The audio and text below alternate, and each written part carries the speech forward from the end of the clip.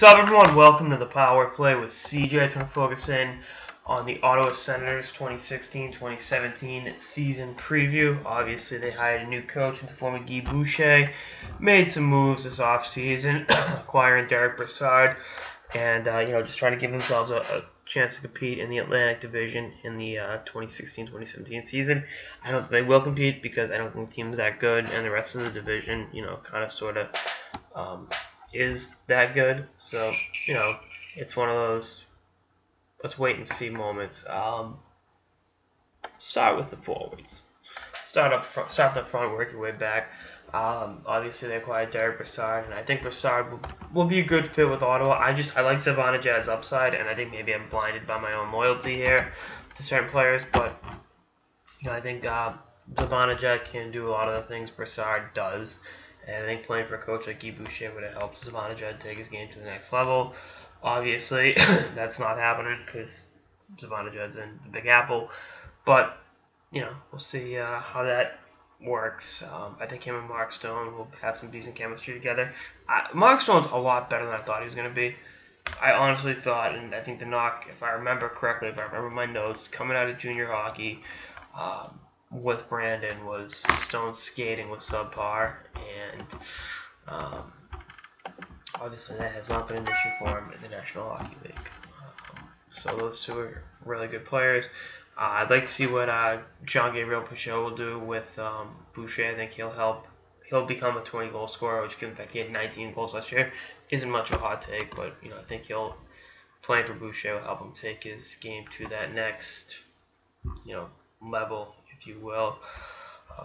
So those guys are good. Bobby Ryan earned some headlines this preseason for his intensity in practice. Fighting Pat Seeloff after Pat Seeloff ran Clock MacArthur in practice. So I think with MacArthur is he's due to return. My American history buffs will get that. By the way, if you don't like the MacArthur returns jokes, I'm sorry because I'm going to make them every chance I get. They write themselves. But, keeping it on Big J journalism here. Kyle Turris missed some time last year. He should be back healthy and ready to contribute.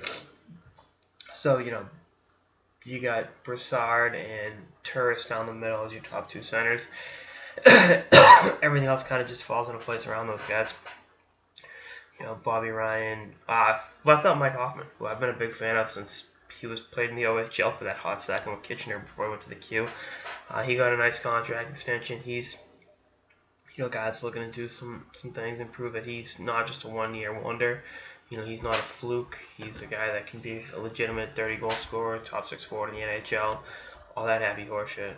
Actually, even 2-year wonder, 48 points last year too. So he's a guy that's got a lot to prove and prove that he wants to live up to his contract. Curtis Lazar, I think, is a interesting case study with this Senators team. Coming out of the Edmonton Oil Kings, he was supposed to be a Dustin Brown. I'm talking like good Dustin Brown, like 4 years ago Dustin Brown, not like right now Dustin Brown. And that really hasn't been the case. His offensive productivity hasn't been there, and he's just not showing, the signs he showed, a few years ago. I think again playing for Guy Boucher will help elevate his game to the next level, and I think that'll definitely be a good thing for him and the Senators. So that's pretty much the forward core. Bottom six is, is what it is. I mean, Chris Neal's somehow, someway still on the roster. Riddle me that. And they got some other guys, pushing for spots. Pumple, other assorted young players. So that's it forward core. Their D, they got this guy named Erik Karlsson, who I hear is pretty good. Not totally sure. I can't confirm that. He led the league in assists last year, becoming the first defenseman since Bobby Orr to do that. Again, I don't know if that's a good thing. I think so, but I'm not totally sure.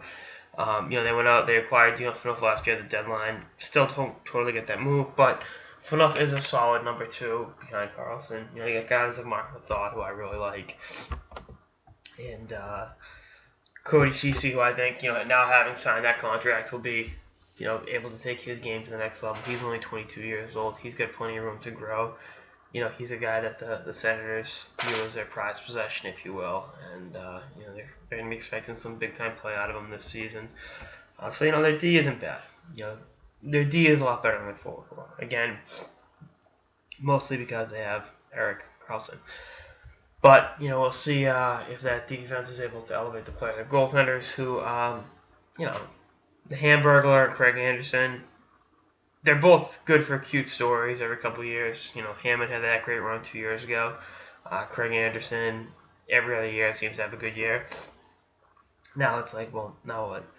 So, we'll see. I really don't know what else you want me to say about their goaltending situation. It's interesting, that's for sure. But, we'll see what happens with this team in Ottawa. In my humble opinion, they're not a playoff team. They're a middle-of-the-road team. Them and the Boston Bruins are really in a similar position in terms of being not good enough to be a playoff team in a very tough Atlantic Division, but too good to be, contending to pick Nolan Patrick in this upcoming draft. So we'll see what happens. Anyway, that's all I got in this episode of the Power Play with CJ. Stay tuned for more episodes throughout the off season and beyond, preseason and beyond. I guess.